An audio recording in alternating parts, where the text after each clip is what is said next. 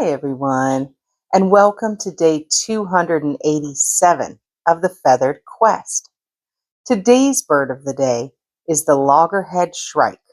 Loggerhead shrikes use a clever workaround for toxic prey.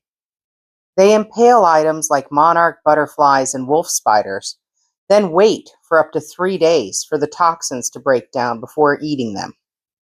Let's go find that daily feather.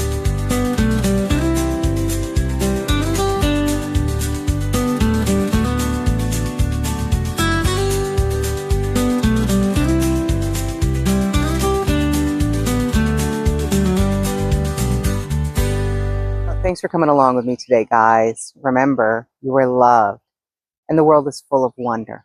So, did we find our bird of the day?